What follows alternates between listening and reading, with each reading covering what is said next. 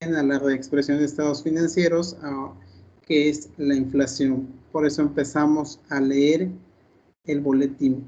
Entonces vamos a continuar, vamos a ver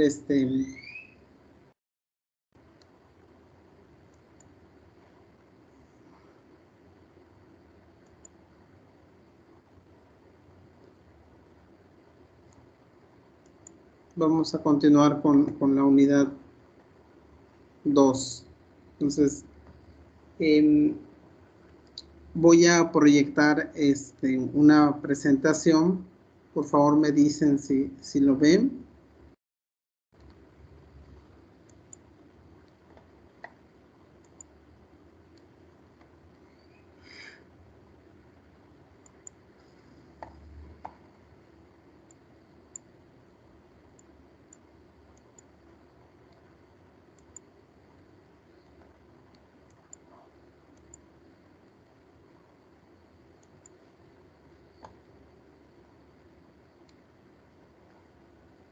¿Sí lo ven?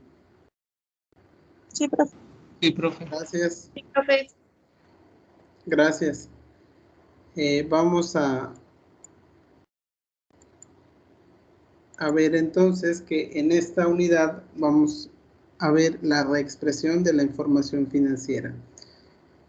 ¿Qué es la reexpresión? De acuerdo a lo que ustedes leyeron en el boletín, ¿qué entendieron que es la reexpresión de la información financiera? ¿Por qué se hace la reexpresión de la información financiera?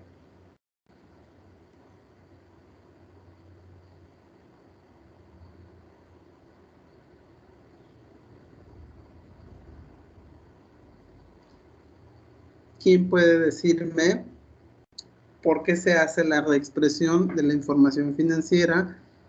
¿Cómo se hace?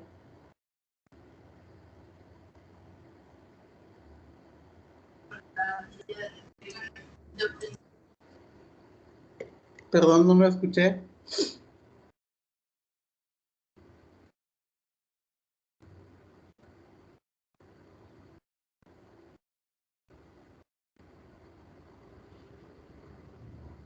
¿Alguien puede decirme qué es la reexpresión de la información financiera? Es cuando actualizamos la información porque hubo algún cambio provocada por la inflación. Cuando tenemos que volver a presentar la información.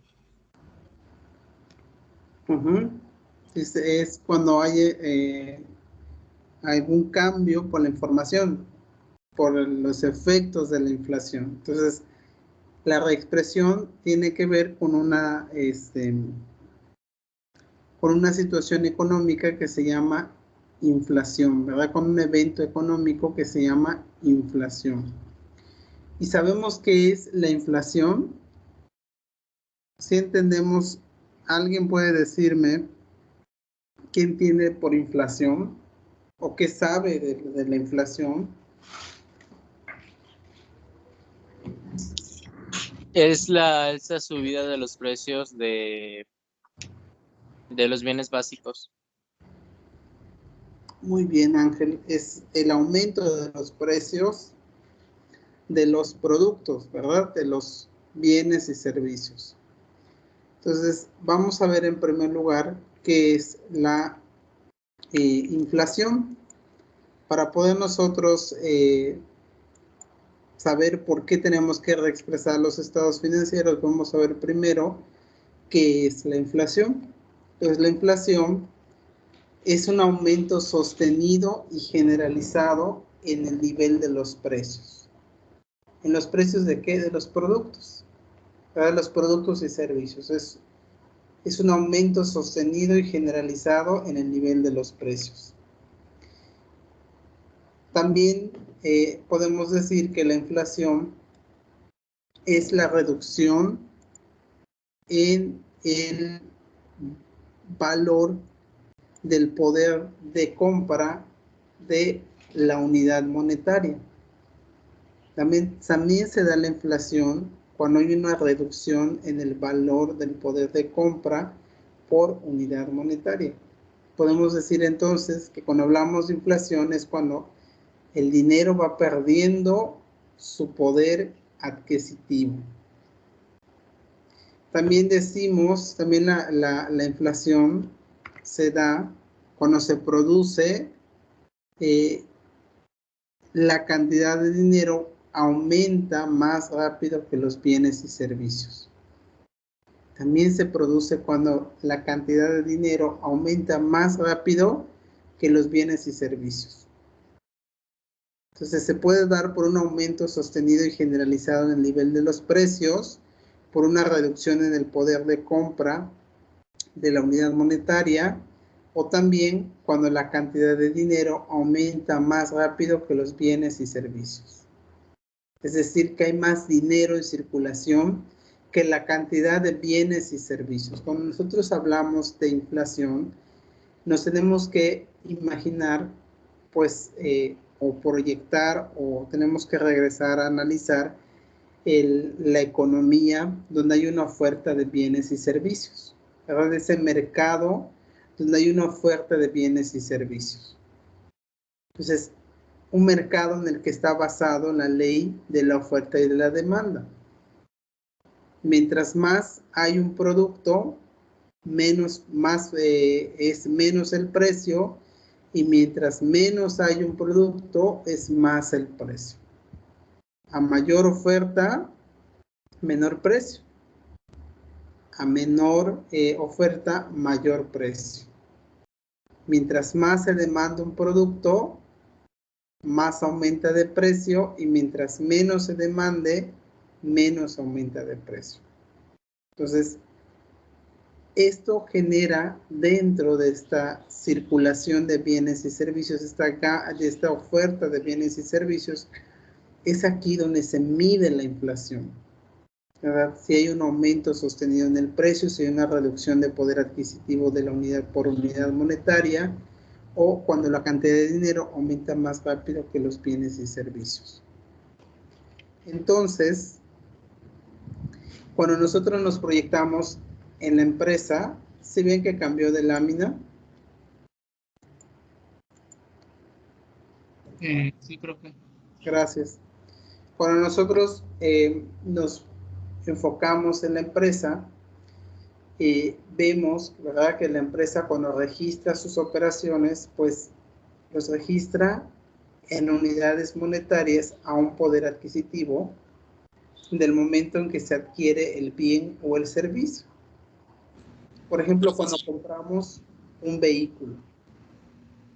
¿Sí? ¿Alguien habló? Ah, sí, yo, de hecho eso lo leí cuando estuve haciendo lo del cuestionario, y decía que en el caso de los activos, estos disminuyen el poder adquisitivo, y en el caso de los activos se obtiene, digamos, un beneficio porque disfrutamos de ciertos recursos que van aumentando su poder adquisitivo.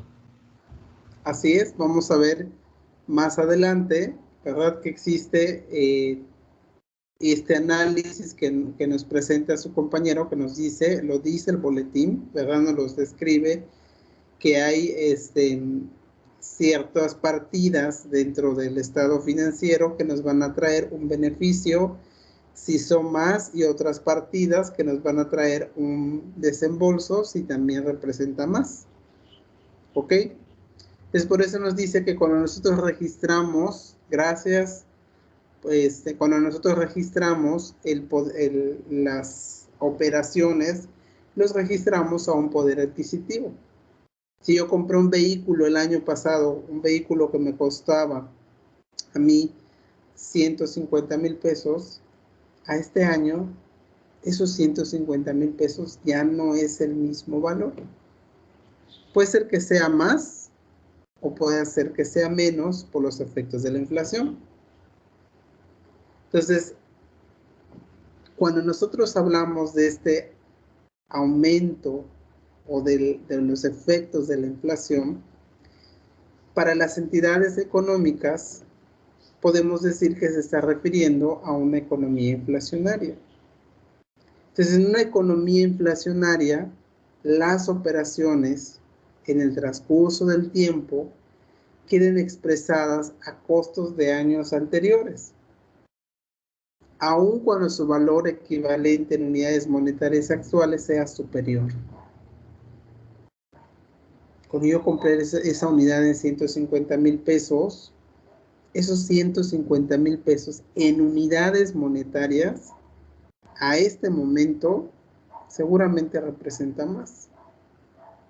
Entonces, estas diferencias y estas variaciones en las unidades monetarias del precio en el que se adquieren los bienes y servicios y al valor real en tiempo real, eso genera una incertidumbre al analizar los estados financieros, porque no representan en cierta forma su valor actual.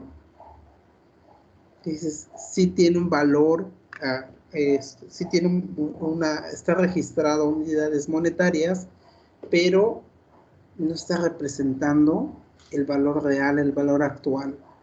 Si hay inflación, ¿cuánto debería ser realmente?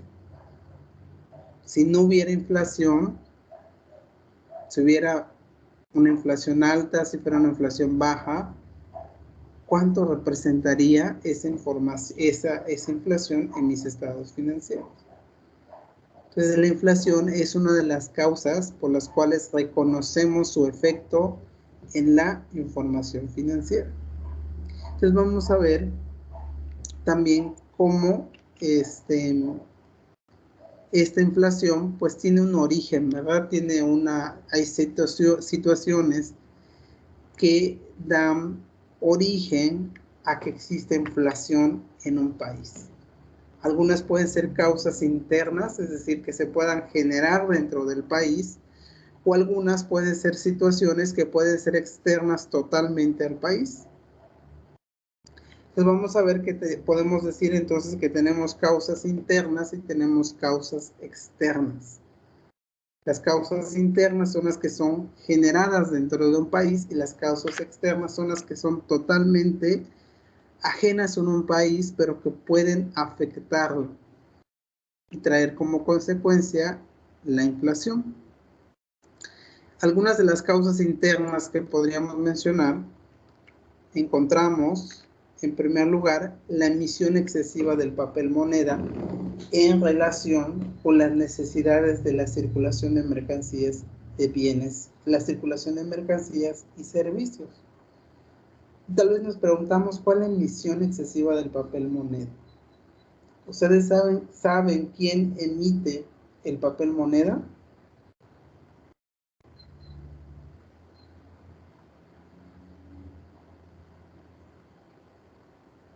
¿Sí saben ustedes quién emite el papel moneda?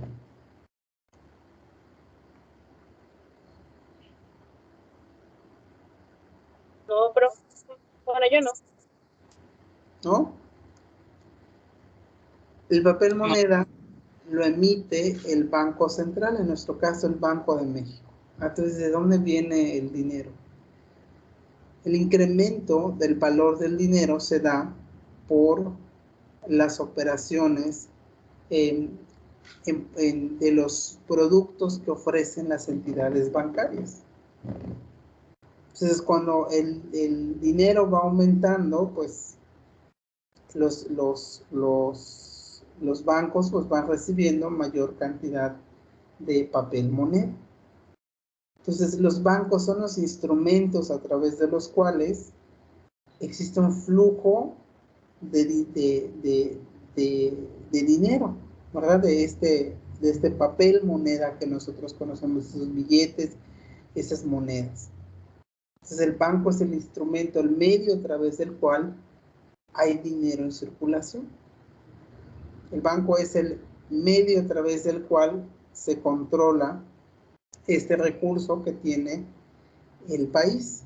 Entonces, cuando hay una emisión excesiva de este papel moneda, es decir, cuando hay mucho dinero en circulación en comparación con las mercancías y servicios que se ofrecen en el país, eso puede generar una inflación. ¿Qué otro? También puede ser por la producción agropecuaria insuficiente. Esto es cuando no hay una producción esperada de los recursos, de los productos básicos, como pueden ser el frijol, el arroz, el maíz, los productos que son parte de la canasta básica y que dependen de la producción agropecuaria de un país. Por eso muchos de los gobiernos, algunos de sus políticas económicas están basadas en el desarrollo agrícola, porque eso también ayuda o promueve a evitar la inflación, porque si no hay un producto de la canasta básica, ¿qué va a hacer el Estado o el gobierno? Pues tiene que buscar de dónde va a venir este producto que requiere consumir el país. De algún lugar tiene que venir. Entonces, si no lo tiene dentro del país, seguramente va a venir del extranjero. Y eso representa para el país pues una importación. Y una importación tampoco puede ser excesiva, porque tampoco puede ser bueno para un país que pues tenga más importaciones, ¿ok? Que tenga excesivas importaciones. También una oferta insuficiente de mercancías industrializadas en relación con la demanda. ¿Cómo qué mercancías industrializadas? Bueno, hablamos, por ejemplo, de la leche, ¿verdad? Que lleva un proceso de industrialización, que lo vemos en crema, que lo vemos en queso, que lo vemos en la misma leche. Entonces son productos que se necesitan para el consumo del país, que son parte de los productos básicos. Entonces, una oferta insuficiente de mercancías industrializadas en relación con lo que demanda el país, eso también puede generar inflación, una de las causas internas. También el excesivo afán de lucro de los capitales industriales. Lucro quiere decir que el excesivo incremento en las ganancias por la venta de los productos procesados, de los productos que realiza una empresa industrial. Una empresa industrial que es la que produce un bien. Cualquier bien que lleve un proceso, cualquier producto que tenga un proceso de realización. Entonces, cuando estos inversionistas le ponen un excesivo valor para que puedan generar más utilidades, esto puede generar también inflación en el país. ¿Qué otro? También puede ser por el excesivo afán de lucro de los capitales comerciales. También es cuando las empresas que son comerciales, compuesto por los inversionistas que se dedican al comercio. Comercio es diferente a la parte industrial, porque aquí solo compran el producto y lo vuelven a comercializar. En cambio, en la parte industrial, pues procesan la materia prima y tienen un producto terminado. Entonces, cuando una empresa comercial también aumenta excesivo el valor de los productos para generar más ganancias, eso también puede generar en un país inflación. La especulación y el acaparamiento de mercancías, ¿verdad? Como cuando empezó la pandemia. Muchas empresas, muchas personas, de hecho, personas como ustedes y como este servidor, empezaron a decir: voy a abastecerme de cierto producto porque igual y no va a haber, ¿verdad? Algo que yo me acuerdo de cuando empezó la pandemia, que me llamó mucho la atención, que nunca entendí hasta el día de hoy por qué. Pero ibas a los supers, por ejemplo, y la gente se llevaba cantidades de papel. Y tú decías: ¿y el papel en qué te va a ayudar? ¿Por qué vas a tener muchísimo papel resguardado? Nunca lo entendí. Pero también el acaparamiento por una falsa especulación de que vaya a ser falta una mercancía. Por ejemplo, hace unos días también se decía que, por ejemplo, aquí en el estado de Quintana Roo no iba a haber abastecimiento de combustible, porque había un problema con la llegada del combustible al estado, y había municipios del estado de Quintana Roo donde empezaron a comprar combustible porque tenían miedo de que pues se agotara este recurso, que no llegara, y por lo tanto pues no tendrían recurso para las gasolineras. Entonces, esta especulación y el acaparamiento de mercancías también puede generar inflación. Así también la espiral de precios salarios, es decir, el aumento generalizado de los precios en desproporción con los salarios. Eso también genera inflación de salarios, es decir, con el pago que reciben los trabajadores.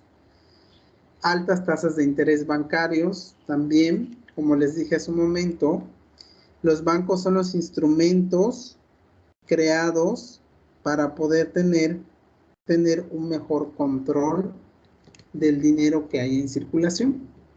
Entonces, el instrumento a través del cual el gobierno controla el dinero que hay en circulación es a través de las tasas de interés. Cuando ustedes escuchan, por ejemplo, que aumentan las tasas de interés en los bancos, cuando te dicen trae aquí tu ahorro, te ofrecemos una tasa de interés alta y te das cuenta y dices, oh, sí te conviene tener dinero en el banco. Quiere decir que el gobierno quiere sacar dinero en circulación. Cuando bajan las tasas de interés, como para decir, pues no me conviene tener el dinero en el banco, quiere decir que el gobierno no quiere que tú tengas tu dinero en los bancos. No quiere sacar dinero en circulación. Entonces, cuando sube la tasa de interés, es para sacar dinero en circulación. Cuando disminuye la tasa de interés, es para dejar dinero en circulación. Otra situación que genera también la inflación es la devaluación. ¿Ustedes saben qué es la devaluación? ¿Alguien tiene algún concepto de qué es la devaluación? Es cuando un objeto, no sé, pierde su valor con el tiempo. Pierde su valor, es decir, no es un objeto, sí es una pérdida de valor, pero de manera... ¿Mande?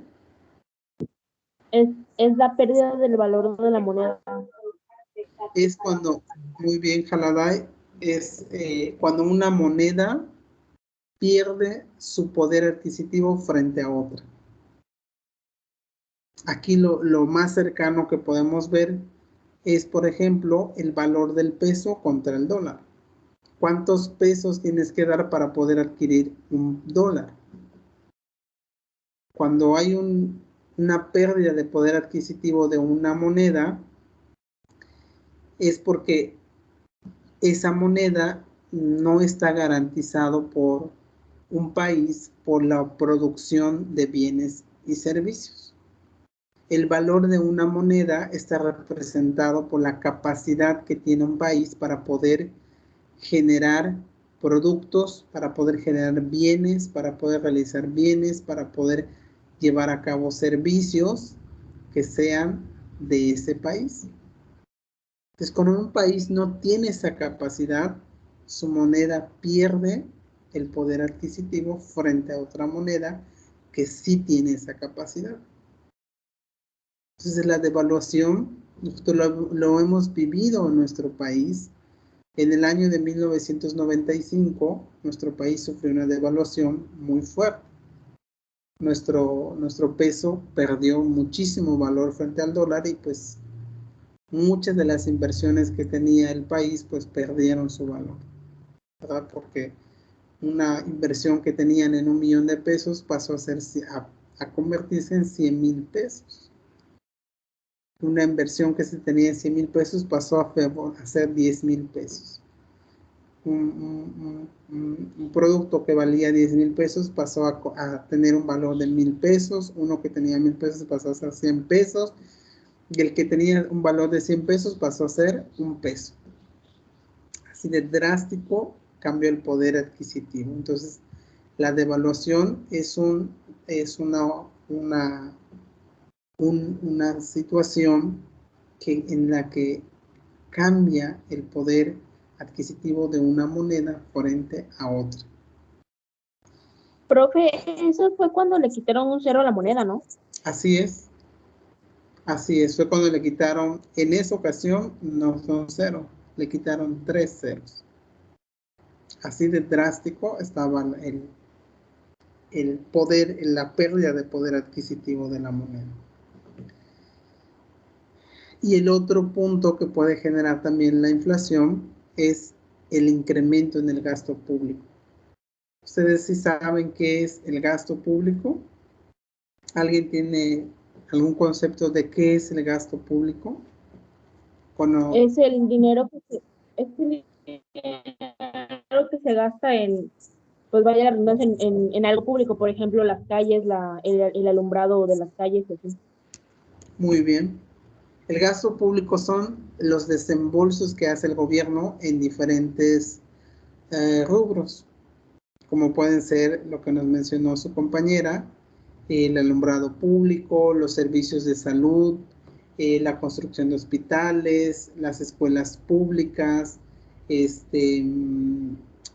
programas a diferentes sectores de la población.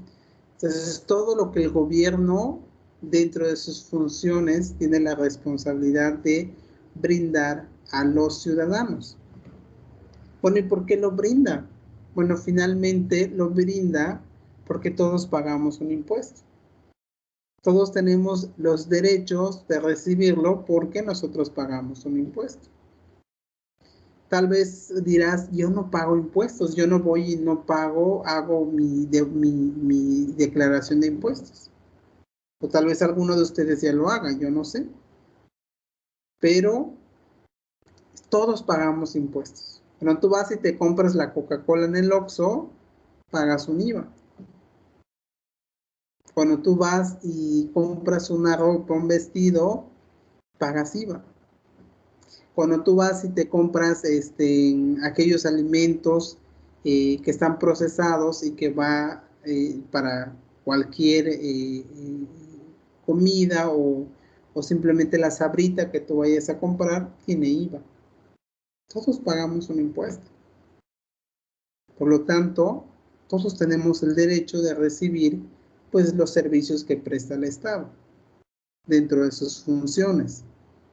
Entonces, cuando hay un exceso, cuando hay un incremento en el gasto público que de manera desequilibrada, esto puede generar también un incremento, esto puede generar también inflación.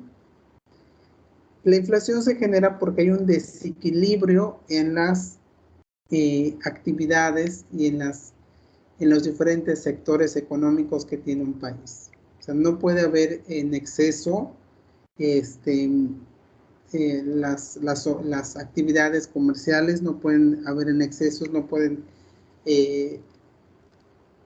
comprar, ofertar excesivas cantidades de bienes y servicios a precios desmedidos, no pueden incrementarse este mercado de oferta de bienes y servicios y que haya un equilibrio. Cuando hay un desequilibrio, puede generar inflación. Esas son algunas de las causas internas. Cuando hablamos de las causas externas, podemos decir entonces que son causas totalmente ajenas al país, ¿verdad? No son causas que pues estén en las manos de un país poder controlar, sino que a veces pues se dan y pues a veces pueden traer consecuencias para el país, como es, por ejemplo, una importación excesiva de mercancías a precios altos. No es bueno para un país que siempre esté importando todos sus bienes y servicios, porque eso genera que tenga que comprarlo a un precio a veces muy alto.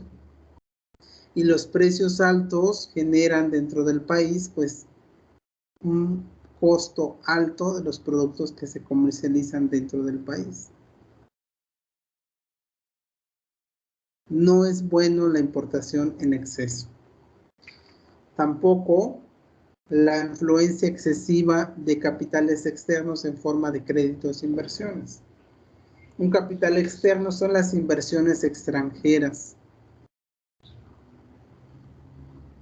Tampoco es bueno que haya más inversionistas extranjeros que inversionistas internos, es decir, que no haya una creación de capitales internos, que no haya mismos habitantes del país que tengan la capacidad de invertir dentro de su mismo país. Tampoco es bueno,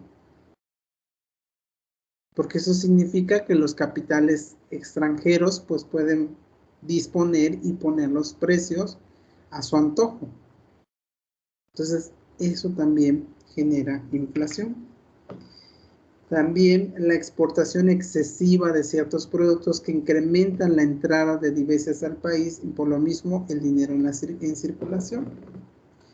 Una exportación pues es la venta de productos en el extranjero. Y pues cuando el país vende en el extranjero, pues le pagan a una moneda distinta. Y cuando a un país recibe del extranjero pagos con una moneda distinta, eso se llaman divisas. Entonces las divisas que entran al país pues son dinero que están en circulación, que se van a convertir finalmente en los pesos. En caso de pesos mexicanos pues se van a convertir en más dinero en circulación. Eso significa entonces, si hay un exceso de dinero en circulación, eso puede generar inflación. Lo vimos en las causas internas, que cuando hay un exceso de dinero en circulación, eso puede generar inflación. También la especulación del acaparamiento a nivel mundial de mercancías básicas, ¿verdad? Eso también se puede dar. Cuando se presenta, esto puede tener consecuencias económicas, como traer como consecuencia la inflación. Con un país, por ejemplo, empezó la pandemia y dijo, puede ser que no tengamos algún producto básico como es el frijol, el arroz, el maíz, entonces no voy a venderle a nadie por si hace falta, o voy a empezar a comprarle a los países que tienen para que yo pueda abastecer a mi país. Entonces, cuando hay una especulación también falsa, y una falsa especulación, o este acaparamiento de mercancías, pues esto puede generar también inflación en un país, porque no hay una oferta de ese producto. También los excesivos servicios de la deuda externa que no permitan la formación interna de capitales. O que un país tenga deuda externa, es decir, que tenga deudas en el extranjero, puede ser dañino para el país, y eso impedir la formación interna de capitales. ¿Por qué? Porque el Estado no promueve el desarrollo económico. Si no hay desarrollo económico, ¿de dónde va a venir el capital de los inversionistas? O sea, los capitales se van creando porque hay ganancias. Si hay ganancias, va formando su capital y puede invertir nuevamente en otro sector económico, o puede invertir dentro del país. Pero si no hay, pues no se puede crear el desarrollo económico, no se puede garantizar el desarrollo económico. Entonces, estas causas internas y externas pueden traer como consecuencia que dentro de un país se produzca escasez de productos, carestía del trabajo, es decir, que pues no haya trabajo para las personas, o desempleo. Puede también traer altos costos de producción, y puede también tener la necesidad de que las empresas recurran a financiamiento. Entonces, esas son las consecuencias de la inflación. Entonces, esta inflación, para nosotros, para la parte de nuestro estudio en esta unidad, es para poder reconocer esos efectos de la inflación en la información financiera. Dentro de las normas de información financiera, el boletín B10 es es el boletín que nos describe y nos establece las normas particulares para poder identificar y registrar los efectos de la inflación en la información financiera. Entonces, el objetivo de este boletín, el boletín B10, es establecer las normas particulares para el reconocimiento de los efectos de la inflación en los estados financieros de las entidades. ¿De qué entidades? De todas las entidades, ¿verdad? Tanto lucrativas como no lucrativas. Lucrativas, cuando nosotros hablamos de las entidades que buscan generar ganancias, y las no lucrativas, de las que no buscan generar ganancias, sino que están constituidas para el objeto por el cual fueron creados. Entonces, el reconocimiento de los efectos de la inflación aplica para cualquier entidad, sea lucrativa o sea no lucrativa. Entonces vamos a ver que dentro de del boletín nos describe que existen entornos económicos inflacionarios y entornos económicos no inflacionarios. Entonces, un entorno económico se refiere al entorno donde la entidad lleva a cabo normalmente sus actividades. Cuando hablamos de un entorno económico, nos referimos al lugar donde la empresa lleva a cabo sus operaciones económicas. Por ejemplo, si hablamos de una empresa que se encuentra en Cancún, pues las condiciones económicas pues son las que nosotros conocemos aquí en Cancún. Conocemos que pagamos impuestos, conocemos que hay leyes que regulan la actividad comercial desde la parte legal, desde la parte mercantil, desde la parte financiera, desde la parte fiscal. Entonces, hay un entorno en el cual operan.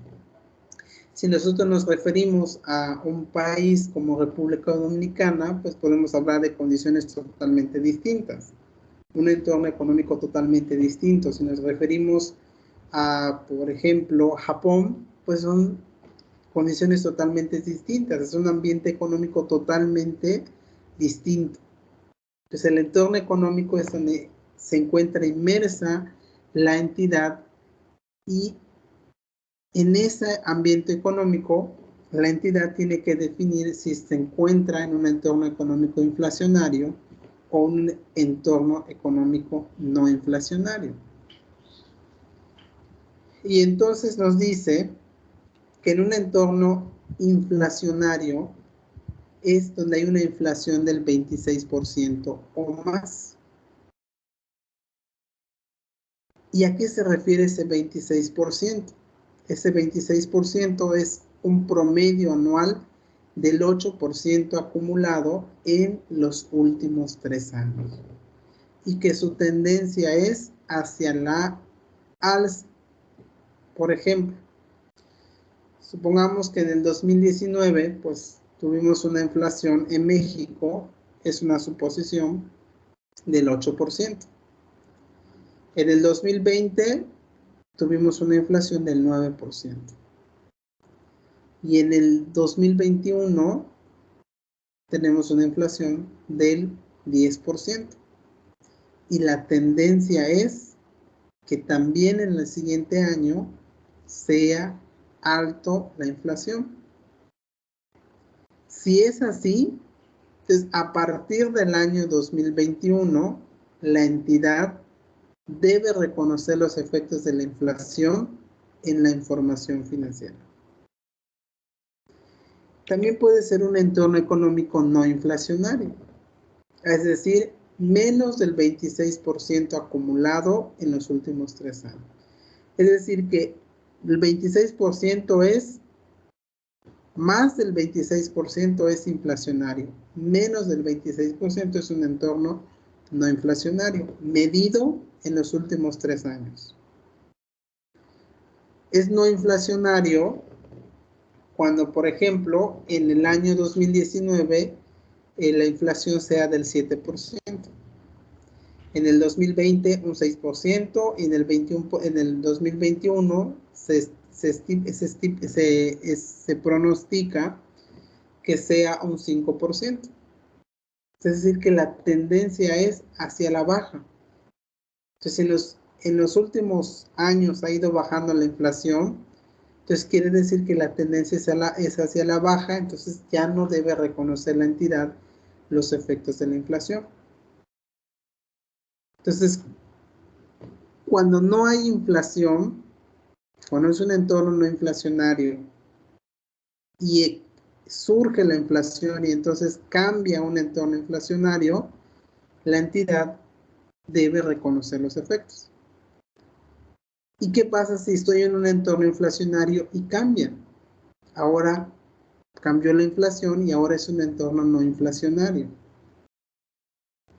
También la normatividad nos describe el procedimiento que debemos aplicar cuando nosotros cambia la situación económica en la que se encuentra el país, cambia el entorno económico. Si era inflacionario, ahora es no inflacionario, nos dice también qué se debe hacer con la información financiera. ¿Ok? Entonces, yo les pregunto, ¿México en qué entorno económico se encuentra? ¿Inflacionario o no inflacionario? ¿Qué opinan ustedes? ¿En qué entorno se encuentra nuestro país? ¿No inflacionario? Uno dice en no inflacionario. Muy bien. ¿Los demás?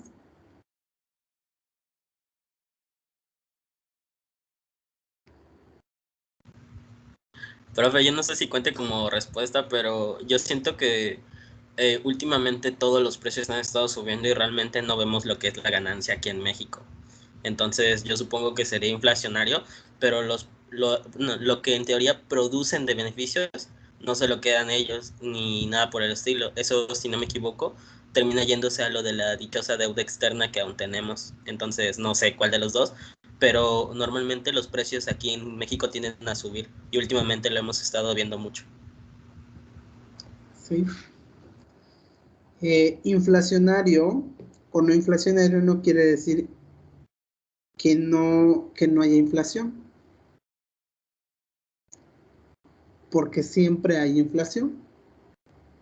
Pero de acuerdo a lo que estamos viviendo nosotros, que nos dice que en los últimos años inflacionario, que en los últimos 3 años sea una tendencia a la alza o que sea una tendencia a la baja cuando se trata de no inflacionario. ¿Ustedes qué opinan? ¿México en qué entorno económico se encuentra? Pero, profesor, se supone que subió el salario mínimo, ¿no? ¿Mandé? Se supone que subió el salario mínimo. Así es. No se supone, subió el salario mínimo. Con la venida de la subida de los precios también aumentó el salario mínimo, ¿no? Así es. Pero ¿en qué entorno económico? ¿Tú en qué entorno económico opinas que nos encontramos? ¿Inflacionario o no inflacionario? Yo digo que no inflacionario. Muy bien, llevamos 2, no inflacionario. Igual, profe, no inflacionario. Bueno, a comparación de la década anterior. Muy bien, David, llevamos 3. ¿Los demás qué opinan?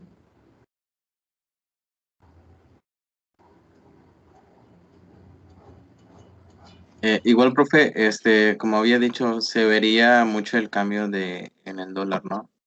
O sea, en los últimos tres años no se ha visto un cambio considerable en el precio del cambio del dólar al peso. También eso tiene que ver.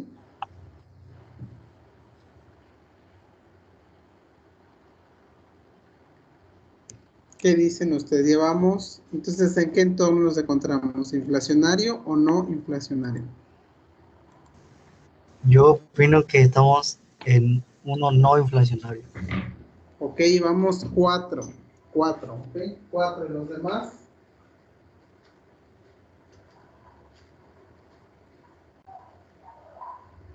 Yo igual creo que en el no inflacionario.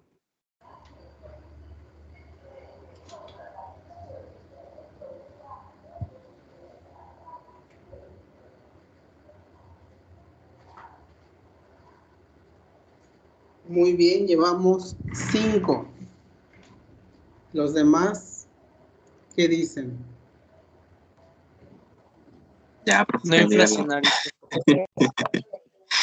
Ya la tendencia, ¿no? Como justamente lo dice, ¿verdad? Si la tendencia dice que es a la baja, digo, no inflacionario, pues no inflacionario, ¿no?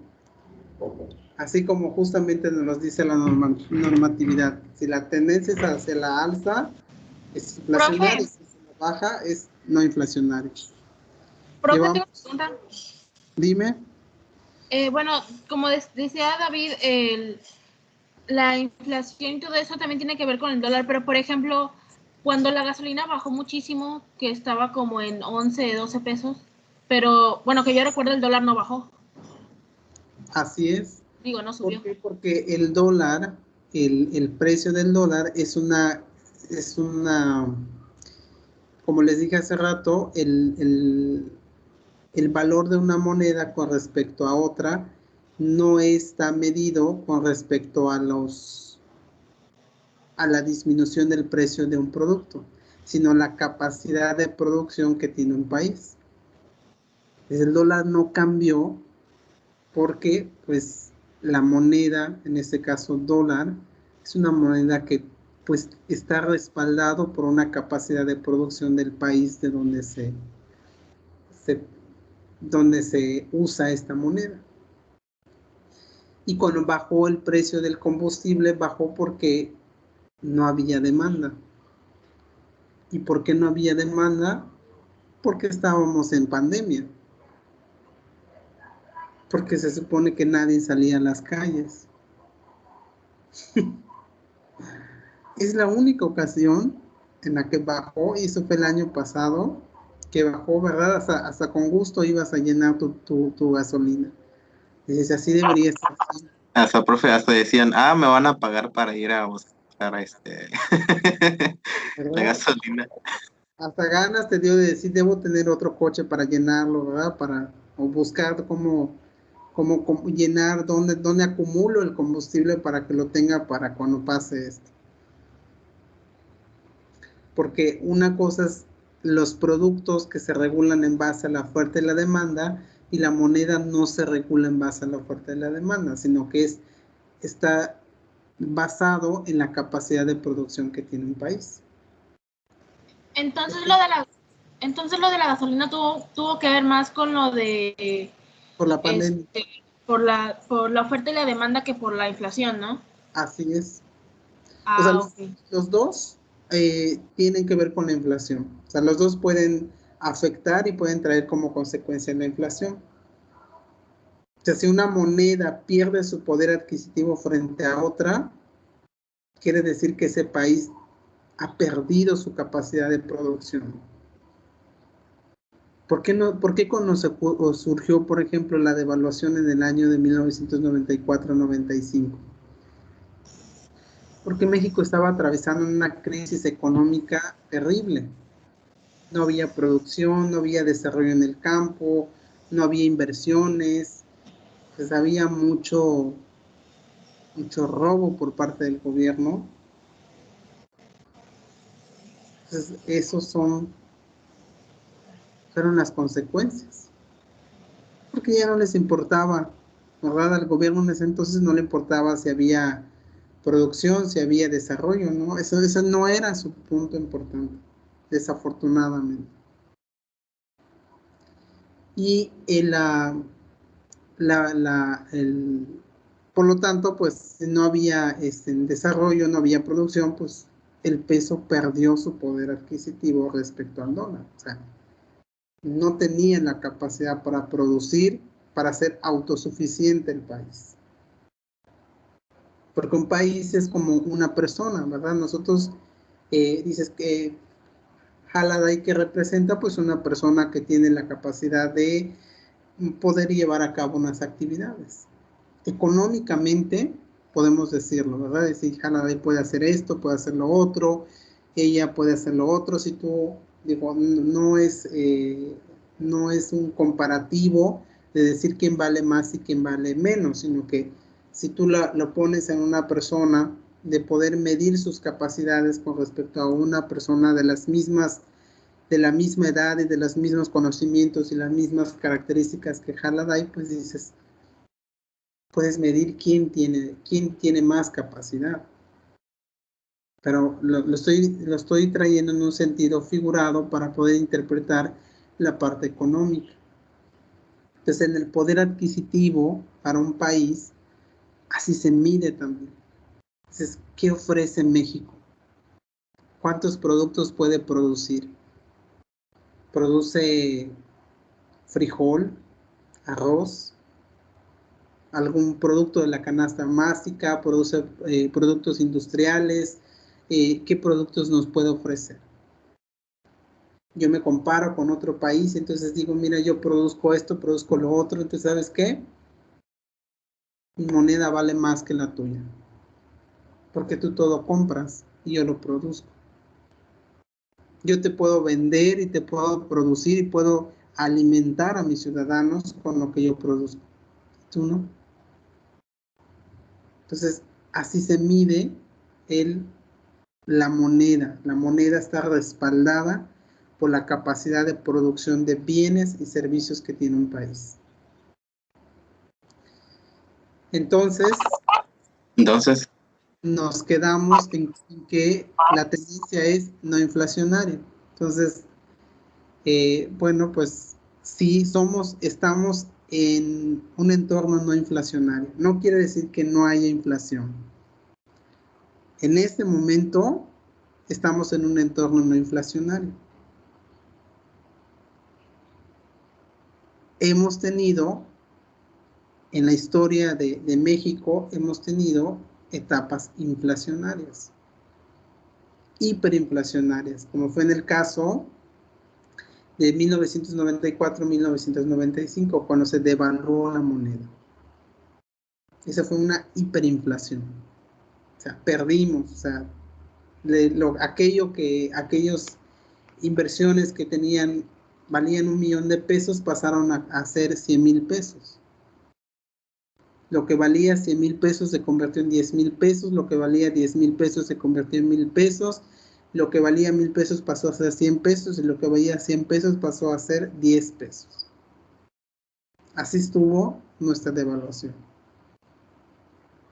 Pero hoy estamos en un entorno económico no inflacionario. Entonces, en este momento, la información financiera no se reconocen los efectos de la inflación. En este momento. Si más adelante incrementara, por eso yo les preguntaba cuál es el entorno en que nos encontramos, porque ¿cómo podemos medir la inflación? Para empezar, en las notas económicas siempre nos pasan esta información. Siempre nos dicen, la inflación en México está en un porcentaje. Ahorita, por ejemplo, nos encontramos como un 5 o 6%. Y no ha habido muchos incrementos en los últimos 5 años. Sin embargo, es una realidad de que ha habido un incremento en los precios. Es una realidad. O sea, en los 1,000 pesos con las que tú comprabas el año pasado, en tu súper, por ejemplo, no son los 1,000 pesos. ¿Verdad? Si el año pasado te querías comprar unos zapatos o una determinada ropa a un precio, dijiste, pues el próximo año me lo compro, ya no está en ese mismo precio. Ha habido un aumento en los precios, eso es una realidad. O sea, ha habido un incremento. O sea, ¿qué va a pasar después de la pandemia? Pues miren, la tendencia económica está como si tú lo quieres ver como en el semáforo, se encuentra como en el naranjita, como en el color naranja, porque la situación económica no es nada saludable. ¿Por qué? Porque cambiaron drásticamente de la noche a la mañana muchas, cómo operaban muchas empresas, cambió totalmente. Entonces, es una situación post pandemia que pues aún está en un dilema de cómo será la situación económica. O sea, está como en color naranja, ¿verdad? Si llegara la tendencia del alta de los precios, pues es hacia arriba. Entonces eso es un foco rojo, ¿no? Es un foco rojo que el Estado tiene que vigilar y tiene que implementar políticas económicas. Por eso es tan importante el papel del Estado. El papel del Estado es determinante.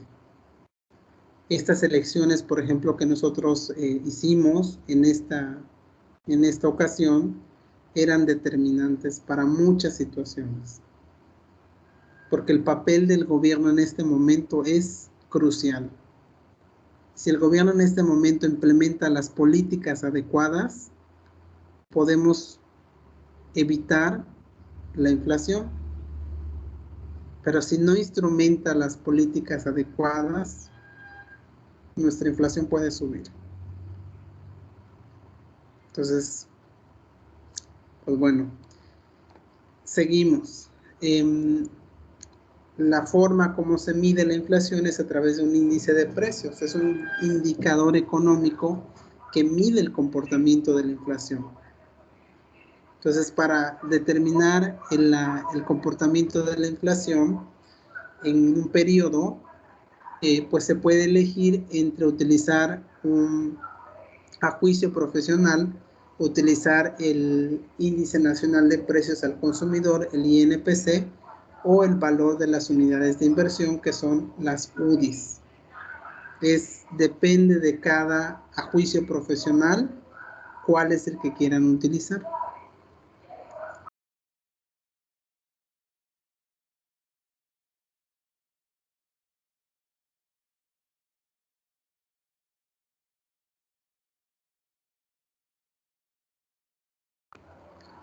Entonces, cuando la entidad se encuentra en un entorno inflacionario,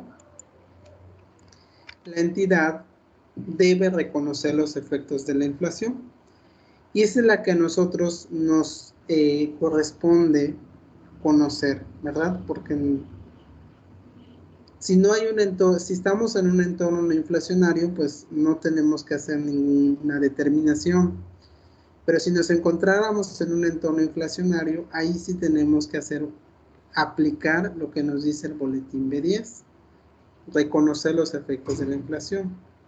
Y para reconocer los efectos de la inflación, el boletín nos dice que debemos aplicar el método integral antes de cualquier otro método, porque existen otros métodos, como el método de participación, como el método de evaluación de activos. Existen otros procedimientos para poder determinar la inflación, para poder reexpresar los estados financieros. Pero el boletín B10 nos dice que antes de cualquier método debemos aplicar el método integral. ¿Ustedes se acuerdan en qué consiste este método integral? Nos los dice el boletín. ¿Cómo aplicamos el método integral en la información financiera? ¿Se acuerdan?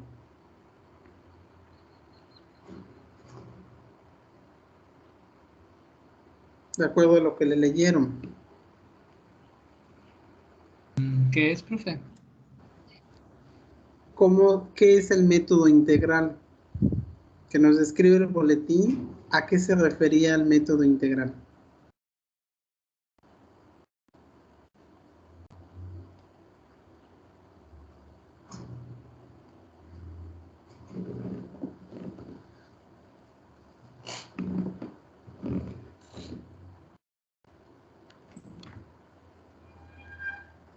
Yo, profe. Adelante. ¿Qué nos decía el método integral? ¿Qué nos dice del método integral? De profesor, yo el boletín B10 yo lo investigué en internet. Me aparecía una plantilla de 7 hojas en la que me apareció la mayoría de las respuestas. Y a ver, anoté también las preguntas. El método integral dice, debe hacerse antes de aplicar cualquier técnica de evaluación, por ejemplo, valor razonable, método de participación, etcétera. ¿Pero qué es el método integral? A ver, es que no me venía muy definido esto, sí. Les quiero recordar que dentro de la plataforma están las normas de información financiera. Profesor, yo. Adelante. Yo subrayé que dice, en la aplicación del método integral, todos los rubros que conforman la estructura financiera de la entidad, sin excepción alguna, deben clasificarse como partidas monetarias o como partidas no monetarias según proceda. Muy bien. Ese es el método integral. El método integral, cada rubro que compone los estados financieros deben clasificarse en partidas monetarias y en partidas no monetarias, según corresponde. Entonces vamos a ver cuáles son las partidas monetarias y cuáles son las partidas no monetarias. Muy bien, muy bien. Eso es el método integral. Entonces nos dice que debemos aplicar entonces cada rubro de los estados financieros los debemos ubicar en partidas monetarias y en partidas no monetarias. ¿Cuáles son las partidas monetarias? Las que están expresadas en unidades monetarias nominales, sin tener relación con precios futuros, es decir, que son aquellas partidas que componen el estado financiero que representan dinero, ¿verdad? Que representan todos, el estado financiero está valuado en unidades monetarias. Sin embargo, dentro de la estructura del estado financiero hay partidas específicas que representan unidades monetarias y que no tienen nada que ver con el incremento o el valor en su valor de este recurso. Por lo tanto, su valor nominal no cambia. No quiere decir que si yo actualizo las partidas monetarias, si yo dice que en caja yo tengo 10,000 y que de acuerdo al boletín B10, ahora con la aplicación del método integral representa 10,120, no quiere decir que el dinero vaya a incrementar 10,120, no. Sino que en la aplicación del procedimiento vamos a traerlo a valor actualizado, pero no cambia su valor, solamente vamos a hacer la determinación de cuánto está afectando ese dinero por los efectos de la inflación. Entonces, dentro de las partidas monetarias están representadas por aquellas cuentas que representan dinero, derecho a recibir dinero y obligaciones de pagar dinero. ¿Qué cuentas contables nos podríamos referir cuando hablamos de partidas monetarias? Como cuáles cuentas, cuáles clases componen estas partidas monetarias. ¿A qué clases? Profe, ¿podrían ser cuentas de activos monetarios? Pueden ser cuentas de activo, pueden ser, por ejemplo, inventarios, inmuebles, maquinaria y equipo. No. ¿No? ¿Préstamos bancarios, profesor? Préstamos bancarios sí, porque dice obligaciones de pagar dinero. Efectivo e instrumentos financieros. Efectivo y instrumentos financieros también, porque nos dice que son partidas que representan dinero, representan derecho a recibir dinero o obligaciones de pagar dinero. Entonces, efectivo sí es, inversiones temporales, clientes, deudores diversos, proveedores, acreedores diversos, Sueldos por pagar. cuentas por pagar. Entonces, son algunas de las partidas monetarias. Y luego nos dice cuáles son las partidas no monetarias. Partidas no monetarias son aquellas que su valor varía con el comportamiento de la inflación. Varía, estas sí cambian por el valor, por la inflación. Son partidas que su valor sí cambia. Sin embargo, no se deterioran en su valor. ¿Qué dice eso? Dice, su valor varía con el comportamiento de la inflación, sin embargo, no se deterioran en su valor. Quiere decir que si cambian las unidades monetarias que representan esos bienes, pero su valor no cambia. Por ejemplo, yo compré un vehículo, me costó 150,000 pesos. Unidades monetarias son 150,000 pesos. Si yo traigo esos 150,000 pesos al valor actual, de acuerdo, reconociendo los efectos de la inflación, tal vez ahora sean 160,000 pesos. Pero no quiere decir entonces que al vehículo se le va a aumentar una llanta o se le va a aumentar un pedacito más. No. Monetariamente sí varía su valor por el comportamiento de la inflación. Pero en su valor físicamente no cambia. Y esas partidas monetarias están representadas por activos, por pasivos, por capital o patrimonio contable. ¿Como cuáles podrían ser? ¿Cuáles ustedes identifican que podrían ser partidas no monetarias? Inventarios. Inventarios. Uy, ahí sí. Activos fijos. Todo lo que compone propiedades, planta y equipo son terrenos, edificios, equipo de cómputo, mobiliario y equipo. Equipo de reparto. Equipo de reparto. Inversiones permanentes en acciones. Inversiones en acciones no, porque representan dinero. Patrimonio contable, profe. ¿Cuál? Patrimonio contable. El patrimonio que está compuesto por el capital social, por la reserva legal, por las utilidades retenidas.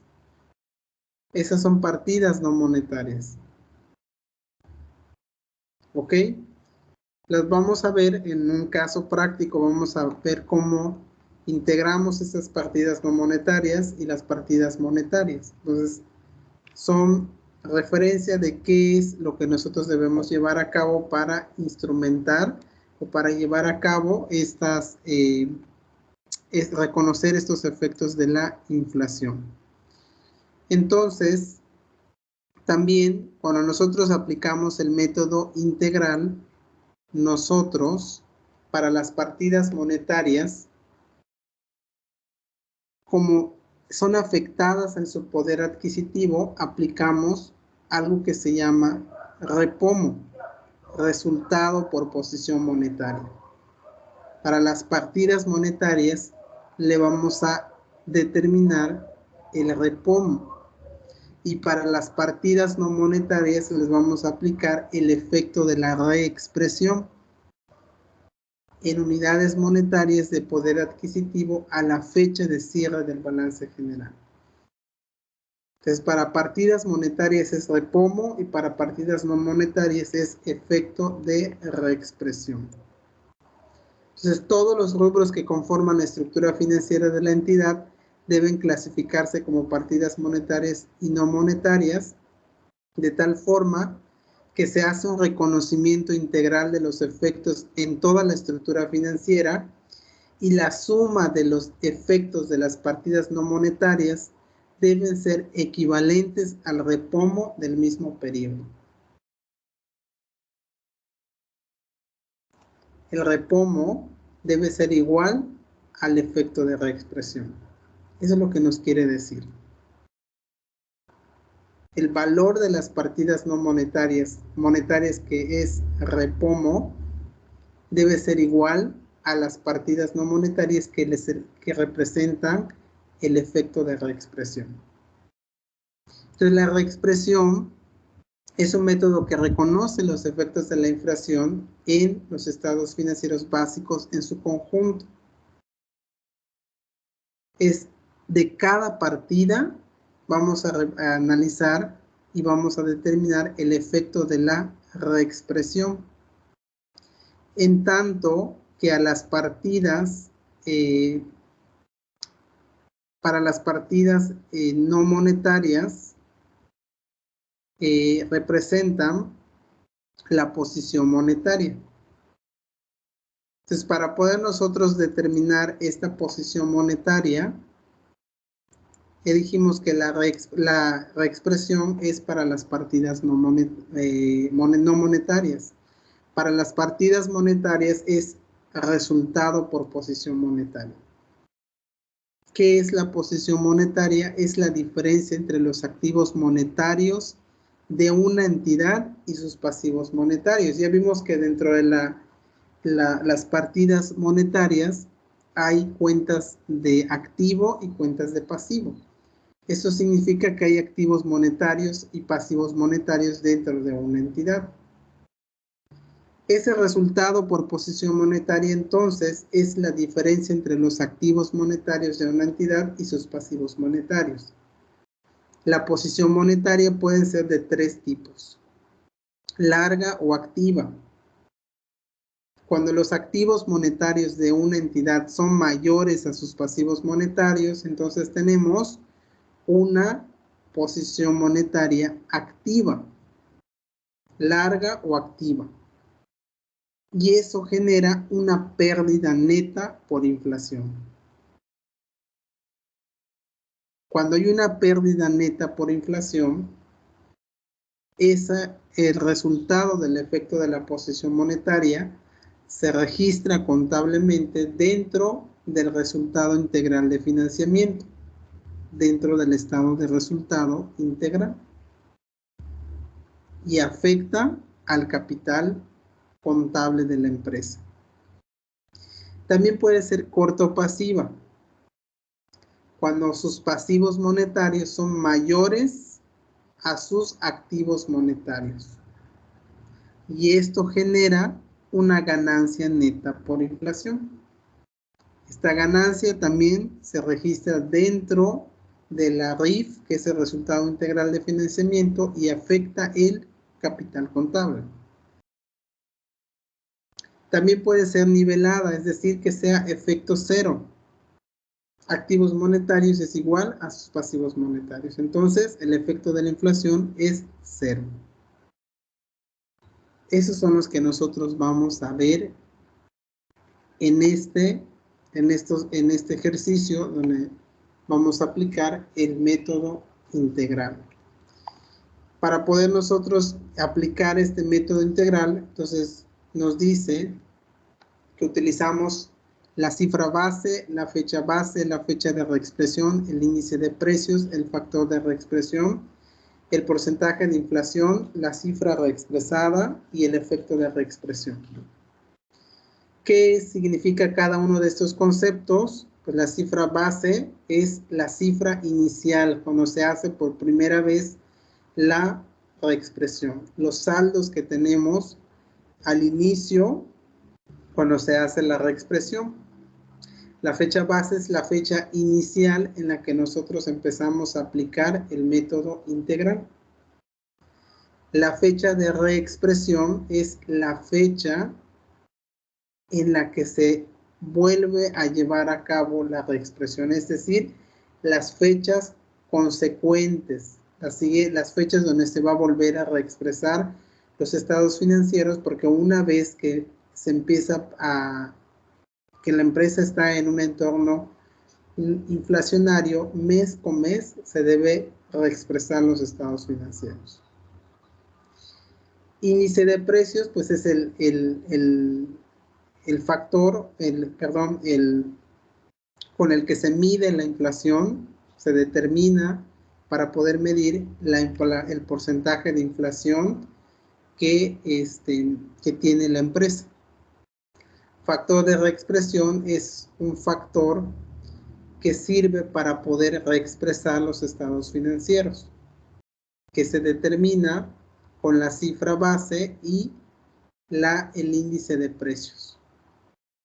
Que lo vamos a ver también, el porcentaje de inflación es el porcentaje de inflación determinado por la empresa, que nos va a dar como resultado determinar el factor de reexpresión. La cifra reexpresada es la cifra, el saldo de cada partida, aplicándole el factor de reexpresión para poder conocer los efectos de la inflación en esa partida. El efecto de reexpresión es la cifra reexpresada menos la cifra base, para poder conocer el importe neto de la reexpresión. Entonces, esto es con lo que vamos a trabajar, esta última parte. Con esto son con lo que vamos a trabajar en la próxima sesión. Con esto termino. No sé si ustedes tienen alguna duda, pregunta con lo que hemos visto hasta el día de hoy. En la próxima sesión vamos a trabajar con un caso práctico para que apliquemos el método integral. No sé si ustedes tengan dudas, preguntas, comentarios. De mi parte, con eso termino.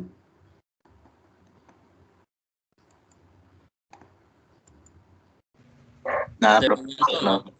No, profe, claro. ninguna duda. Ok. Bueno, con eso terminamos y nos vemos el próximo miércoles. Profe, yo tengo una duda, Dime. no es sobre no es sobre la clase, pero sí es sobre la materia. Dime. Es sobre los alumnos que estuvieron en recuperación, sobre la tarea que dejó. Sí. Todos los que lo enviaron, les contesté y y pues están aprobados. En tu caso, te regresé un correo y te pedí que me lo volvieras a enviar. Sí, y lo volví a mandar en la noche, ese mismo día en la noche. Ok, está bien. Digo, no, en un ratito más lo veo porque pues se los pedí para el otro día. En un ratito más lo veo. Para los que lo enviaron, pues les contesto de si están aprobados o no. Ok, sí, profesor. ¿Sale? Gracias. Si no, pues ahí les indicaré lo que sigue. ¿Ok? Sí, profesor. Gracias. ¿Algo más?